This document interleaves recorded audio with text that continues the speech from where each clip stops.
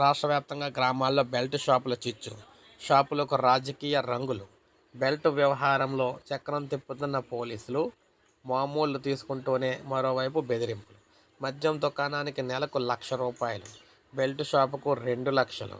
Excise అధికారులది దండకాల దారి.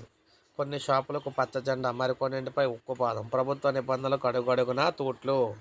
So మీరు చూసుకున్నట్లయితే రాష్ట్ర ప్రభుత్వం రూపొందించిన మద్యం పాలసీని తూచా తప్పకుండా పాటిస్తూ ఆ దిశగా నిబంధనలు అమలు చేయాల్సిన ఎక్సైజ్ పోలీసులు ఆయా మద్యం దుకాణాల పరిధిలో సొంత రాజ్యాంగాన్ని అయితే ఉపయోగిస్తూ అందిన కాడకి దండుకుంటూ ఉన్నారు. లైసెన్స్ మద్యం దుకాణాల్లో అమ్మకాలకు సంబంధించి ప్రభుత్వం సూచించిన విధంగా రాష్ట్ర వ్యాప్తంగా మద్యం విక్రయాలు జరిగేలా పర్యవేక్షించాల్సిందే అధికారులు దగ్గరుండి బెల్ట్ షాపులను అయితే ప్రోత్సహిస్తూ ఉన్నారన్నమాట.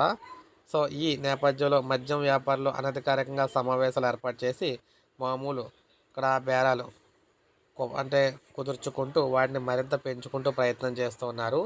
ఒక పక్కన ఇలా చేయడం వల్ల ఎవరైతే మద్యం బాబులు ఉన్నారో వారందరికీ కూడా అధికంగా ధరలు అమ్మడంతో వారైతే నష్టపోతూ ఉన్నారన్నమాట. సో మధ్యవర్తులు వీరు చేసే పని కారణంగా ధరలు పెంచడం వల్ల వారికి చెల్లించాల్సిన డబ్బు కోసం వ్యాపారస్తులు అయితే వీరైతే ధరలు పెంచుతూ ఉన్నారు. ఇలా ధరలు పెంచడం వల్ల సామాన్యులు అయితే బలైపోతున్నారు. సో ప్రభుత్వం అయితే దృష్టి సారించాలని చెప్తున్నారు.